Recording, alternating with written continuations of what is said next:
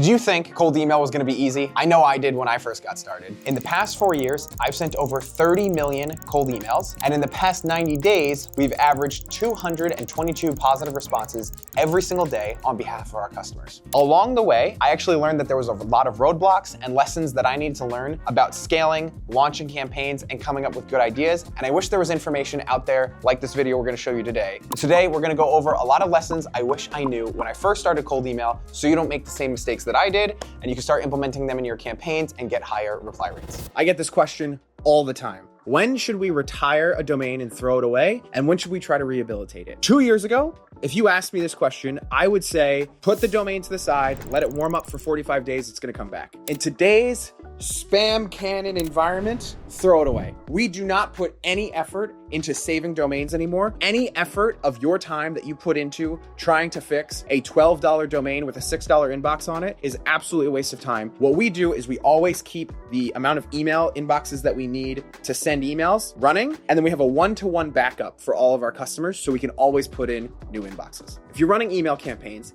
how do you know that inboxes are burned? This is a tough question because you can do a lot of tests, but not every test is a perfect barometer for actually knowing that inboxes are burned. So there's essentially 4 ways that you can know that inboxes are burned, and they give you different insights into different things. 1, is your reply rate suffering? If you're sending out emails, you're not receiving any out of office emails, you're not receiving any automated messages, you're not getting negative responses, you're not getting leads. Most likely your inboxes are burned and you need to set up new ones or switch to that different infrastructure that you hopefully have that I always say that everybody should be having. The problem with this one is if your email copy just stinks or you got your list wrong, people might not be responding, and that's just something else that's wrong, but the inboxes are actually landing in the inbox. In any case, if your reply rate is below 1%, you want to try to shut down the campaign because something's going wrong with that campaign and you want to try to get those numbers up. Number 2, if your bounces on your email campaign are starting to go up and you know that you validated your leads, a lot of times they're going to spam. Sometimes, and I know who some of you people are, you will blame the Clay email waterfall, which is ridiculous because that's not true, but you will blame the Clay email waterfall for bounces in your campaigns when in fact your domains are actually burned. And the way you know the difference between the two is if a bounce code comes back and it says, this was undeliverable, this email doesn't exist, that was bad data,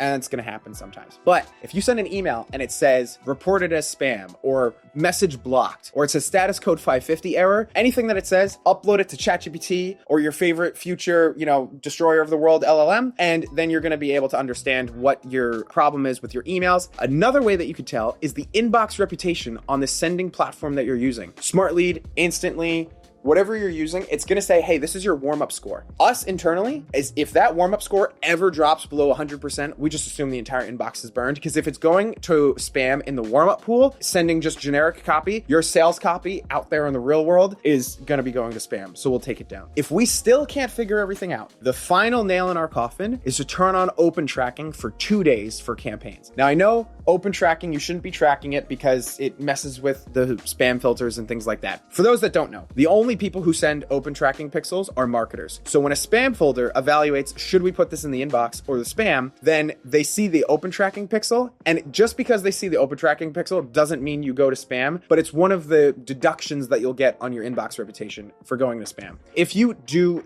open tracking for 2 days, it'll be very clear that you should be really getting with any subject line a 60% open rate as long as you're landing in the inbox, because most of those are going to be automatically opened by Apple, but they're not going to be automatically opened if you're landing in spam. And on the flip side, you'll usually see some inboxes are very healthy. Some inboxes are getting 10% opens or something like that. Cut the 10% open ones and keep all of the healthy ones. Every time we've run this process, we will go reply rate first, check the bounce rate, check the reputation, and then if we really have to do this, we check the open tracking. And every time we cut the bad inboxes and we only use the high performing inboxes, reply rates go up. So I'm just very confident that you should be doing this as well too. Some of you come to me and they say, oh my gosh, Eric, inboxes are so expensive. I can only send 30 emails per day per inbox. That's best practice stuff. We start off sending 30 emails per day per inbox because that's just the number that we have found that kind of works for us. Everybody has their own feelings. Some people start at 50. I know people who start at 15. It all just kind of matters on a little bit of your offer and how safe you want to be. If you have a campaign that is getting a good response rate, and so let's say it's getting a 2% response rate, and for every 200 people you're reaching out to, you're getting a positive response. If you don't want to invest in more domains and more inboxes and you're sending 30 emails a day, I would say you're safe to start pushing it to 50 emails a day. Just always keep in mind and make sure there's not any crazy drop-offs. Make sure you're doing all of your regular testing and just have extra inboxes on the sidelines like I always say that you should do, and you could push the limits on the inbox sending volume. Some of you ask questions and you say, Eric, I want to follow all your best practices, but I'm a sales rep who just started a new company. We want to use Smart Lead, but we need to start building pipeline today. I can't wait for the 2-week warm-up. What can I do? Whenever you're thinking about email deliverability, you want to think about what does a spammer do and how can I do the opposite of what a spammer does? A spammer will buy a domain and then send thousands of emails from the domain immediately day one. If you set up 30 Google inboxes to start sending cold emails from, and you take a subset of those inboxes that you don't want to let them warm up and you want to start using them right away, you can get away with that if you really need to start rushing things. Never ever use everything that you've got. Just get started with a little bit of sending so you can start seeing some results. So if you're going to send 30 emails per day on the inboxes that you're going to let warm up for 2 to 3 weeks, if you need to start in one day, if you load up those inboxes and you send 5 emails a day, set the settings on your sequencer to send 1 email an hour, you're going to be fine. It's totally normal for a founder to start a domain and then get an inbox, and then they're sending emails and they'll land in people's inboxes. Just keep it super slow, keep it low, and then ramp it up over time, and make sure you always have other inboxes that are going to warm up for their full term. I'm going to call my shot on this video, and I think one of the things that we'll have to do in the future for cold email is you're going to have to start aging your domains much more before you start your outreach. We just closed a customer that I hope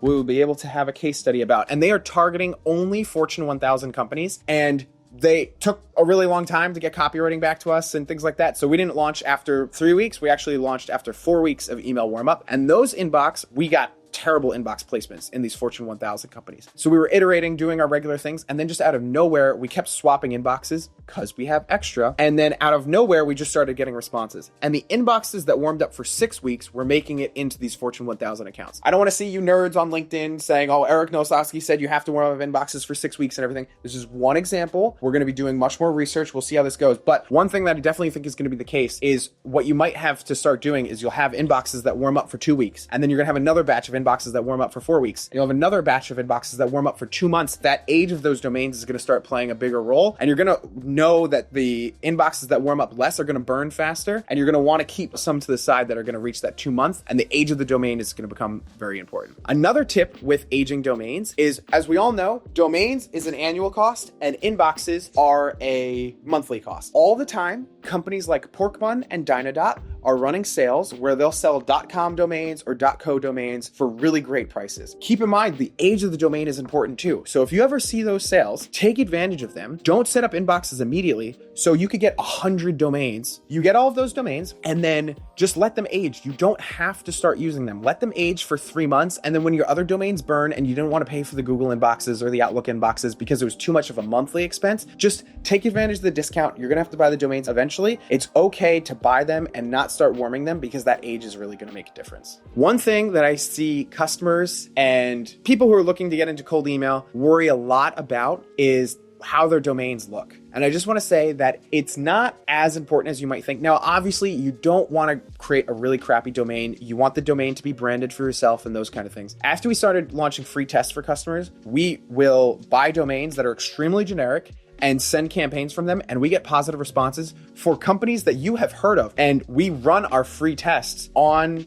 generic domains and we still get positive responses from it. Obviously, you want to make it look as nice as you possibly can, but we have some domains that are literally 30 characters long and we still get responses all the time. Targeting local leads has always been a difficulty because a lot of times they don't have LinkedIn data, but Clay and all the powers that it has finally made it easier to get access to. So if your target market does not have a huge LinkedIn presence, using the Google Map scraper inside of Clay is a great alternative for you to be able to scrape areas for keywords and then use Claygent to go out and find the owner so that you can get the name and then you can start guessing their email addresses with your favorite email providers after that. And so you can combine the tools of Google Map scraping to find anybody that who reasonably has a Google Maps business, and then use Claygent to get people's names and owners and things like that you wouldn't previously get, and now local leads are really unlocked only because of Clay and Claygen. Sometimes something happens with your competitor, they go out of business, they get purchased by another company, something happens and you want to target your competitors. Some of the best ways to be able to do that is by following the digital footprints that their competitors leave. And so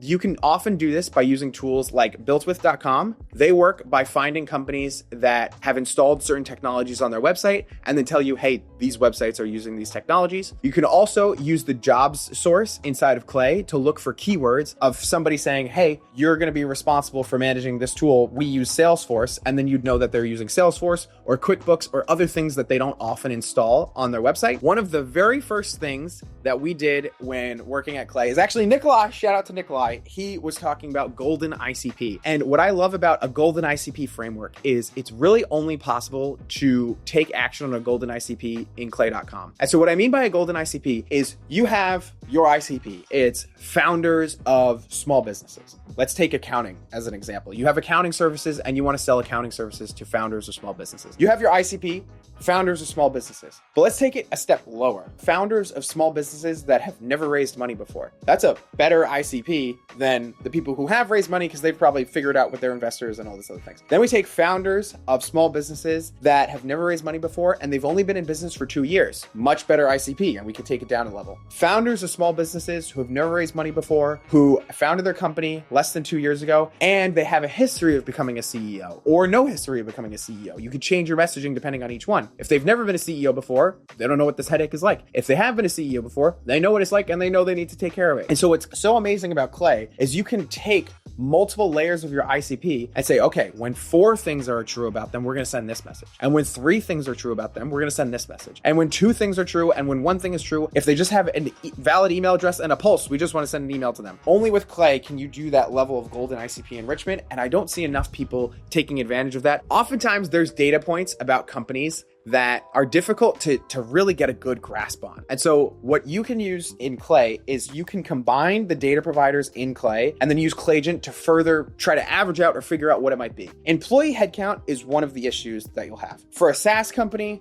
most of their employees are going to be on LinkedIn. You got to know a little bit about the data. On a LinkedIn company page, there's the associated members and it'll say 102 people work at the SaaS company. And then there is the bracket at the top of their company page where they say 50 to 200 people work at this company. The 50 to 200 number is self-reported by the person who set up the LinkedIn company page. The associated member one is just the amount of people who joined. So for a SaaS company, that's really accurate. For an e-commerce company, that might not be that accurate. So depending on the industry that you're going for, you have to either trust the company bracket that was self-reported or the associated member count to get an idea of the size of the employees of the companies that you're going after. But sometimes you want to add in another level of more data because who knows the last time that the LinkedIn company page was updated by the intern who works in the marketing department at the plumbing company. She might have left and nobody's managing that anymore. And so you want to find something else. And so another way that you can kind of triangulate this data is I love looking at Glassdoor because Glassdoor is a place that they're probably actively posting jobs and they need to keep their profile up to date. And they're doing a lot of recruiting off of it. And then that number is self-reported as well too. So you can figure out how many associated members do they have? What's the self-reported LinkedIn bracket? What's the self-reported number on Glassdoor as well too? You can use the data sources that are just scraping data and then triangulate it with Claygen to be able to really increase your accuracy. Now, we're going to go further into the Claygen side of things because I want to talk about building your own intent signals. When you think about the evolution of B2B data, it used to be just, I don't know if anybody ever did this, but it was just these lists that some dude would put together and he would never show his face on the Zoom call and he always wanted to call your phone and I never would see their faces. I don't know. Some other people have to know. They were so odd. And they would sell you these lists and you'd say, who's on this list? And they say, I don't know. It's just a list of email addresses. It was crazy. And then you could actually figure out, okay, this is the person, they have this job title, and this is the company that they work at. And then we moved on further and we have all this diversification of data providers. You have so many technology providers. You have so many firmographic providers, all these different things. And what Claygen has really been able to do is all of these data providers at this point, the way that they're getting their data is they visit a website and they're scraping the data because every time they visit the same page on the website, they could take the data out the same exact way. It's structured. The LinkedIn first name is in the same spot on every page for every single person's LinkedIn profile. But what Claygen can do is it can attack that data that's unstructured. And so it's getting the data that somebody's about us page is on a different page of the website all the time. Somebody's blogs is in a different spot. It's going to be able to handle the blended messiness of people's websites. And then the next evolution of this is going to be when you can have an AI agent that can run multiple tasks, but then also click on buttons and navigate things and actually go through an application and different things like that. Use Claygen to take that data that you really can't get in a structured way and then structure that unstructured data. If you want to find more custom buying signals, and you've heard me talk way too much about Claygen, what I like to use a lot is a company called Zenrose, because if you're not into data scraping and all this other stuff, when you try to scrape pages that have what's called programmatic SEO pages, which is most often what you want to scrape, you're going to need proxies to be able to pass their anti-scraping technologies, and Zenrose takes care of all of that, and they'll parse the data for you, and it's just all really, really good stuff. There's another company called Instant Data Scraper, which is like the gateway drug to scraping. Every person in sales should have this Chrome extension. It's amazing. Or you can even have ChatGPT create Python tools for you. And I've done this to scrape Yelp at scale and just, scraping all the local businesses on there. Now, web scraping, there's no excuse to not be able to get the data you want. And there's no excuse to be manually getting data. I had a company come to me and they said, Eric, I think we want to use your services. We're getting a 3% reply rate, but we're having trouble booking the meetings. And I said, you're probably not going to need our services, but let's talk. Basically, they were a chocolate company and they said in their emails, they were saying, hey, We've done gifts for all these companies. We've got all these followers on Instagram. The next time you want to do gifts for the employees, you can make it our chocolate. We'll send you a free sample. And he said, we get tons of replies, but we're not booking any of the meetings. And I said, this is your problem. You are not clearly tying the lead magnet to the call. And so by simply switching their CTA to, hey, to show you how it works, let's hop on a call. And as an example, I'll send you a free chocolate basket. That immediately increased their booking rates. And a lot of the times when you're using these lead magnets, like you should be, you just should tie them to the call so that you get what you want, they get what they want, and everybody wins. One of my favorite lessons in copywriting, I learned from Josh Braun, and this is for an accounting offer. And of course, apply the lesson. Don't just think this is for the people who have accounting offers. He basically said, instead of pitching somebody and saying, hey, we do taxes for people and we help them save on their taxes, change it and think to yourself, okay,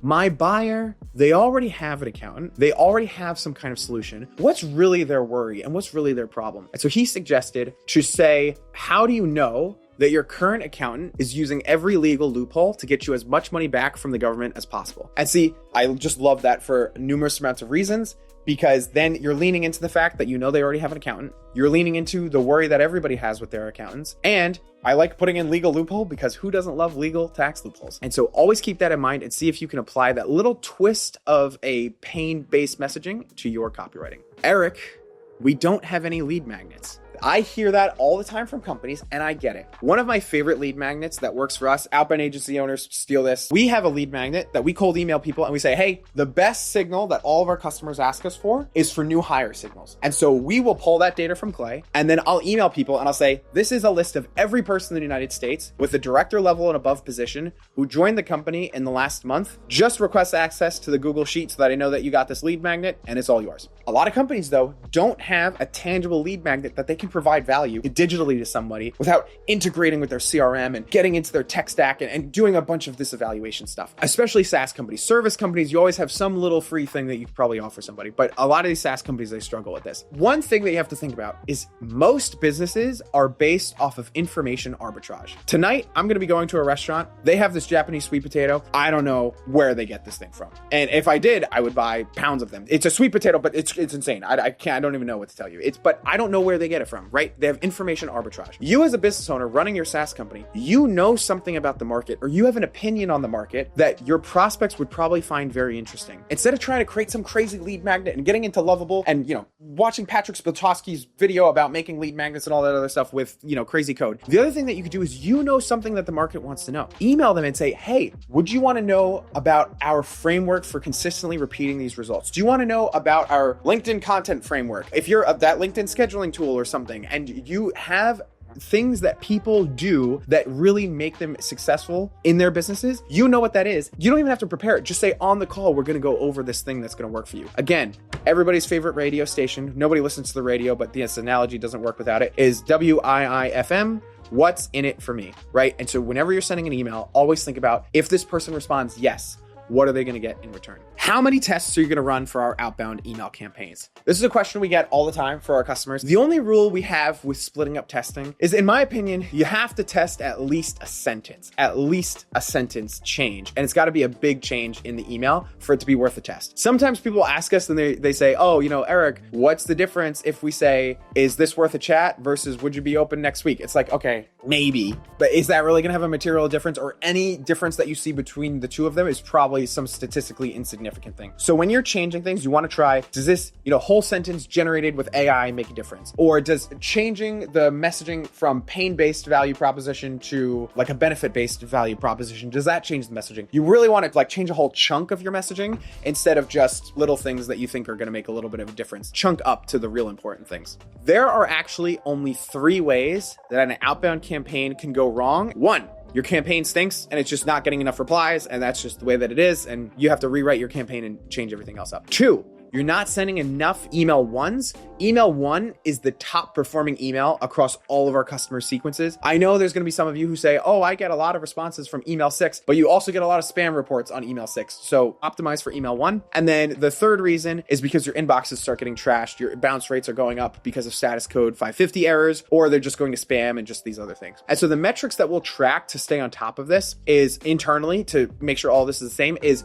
a lot of times for our customers, we'll get to a baseline reply rate that we know that we'll get. And we put that into our Airtable system and we say, hey, if we ever drop below this positive response rate, we got to fix the campaign. And then what we'll also do is we'll be tracking for how many net new emails are we sending. We know that sending enough volume over time is also important, but we know that as long as we're sending enough net new emails, we're always going to be hitting those volume numbers. And then we've also automatically started tracking the inbox reputation and rotating those things in and out. And we're working on automatically tracking the open rate tracking as well too. But essentially, we're getting into kind of nerd stuff here. If you're running your own email campaign, keep in mind, there's only 3 things that can go wrong. Either the campaign needs to be rewritten, or you're not sending enough email ones. The inboxes are going to trash. Always optimize for those things so that you have the leading indicators and not the lagging indicators of a failing pipeline. Clay has created a new term called the GTM Alpha. Alpha is an investing term that there is the average, or something like an index is doing. So the S&P 500 has some kind of return over the year. And if you beat that return, you have created alpha. Clay helps people create that alpha. And in this section, we're going to go over how we create alpha for ourselves in cold email campaigns and for our customers. I always tell people, when you're trying to figure out your own go-to-market alpha, you always want to think about, what would you research about a company or a person for 10 minutes, and how does that change your message? And that is where you can unlock a lot of alpha by working backwards from that framework and then repeating the process automatically in clay.com. Another example of us helping create go-to-market alpha in cold email campaigns was we were working with a e-commerce plugin that was a software to show customers in their checkout how far along the company was to hitting their sustainability goals. And the more that they added to their cart, the more that they would be able to help with their sustainability goals. And so what we would do is we first just emailed everybody. We had no segmentation or targeting, and we just wanted to see, could we just email e-commerce stores and see who would be interested in this. In that, we got 1 positive response for every 650 people that we reached out to. Then we took it a step deeper and we said, okay, what would a human do? What would you do if you had 10 minutes to research a company? And we then decided we should research if the company has any listed sustainability goals on their website, and we should mention that in our email copy. And so then what we did is we used Clayagent to find the page where they mentioned sustainability goals, and then to figure out what kind of sustainability and impact goals that they had. When we included that into the first line of our email campaign and the follow-ups of our email campaign, instead of going from 1 in 650, we went to 1 in 250 contacts. And then even further, we took it another step, and then we said, let's use that same link that Clayagent found the proof of the sustainability on, and let's screenshot that page so we can send that in the email. And then we can also show further proof that we did the research and we were actually on their page. When we did that, we got 1 positive response for every 120 people that we reached out to. And as you can see, a lot of times there's layers of go-to-market alpha that you can keep going and further increase your response rates.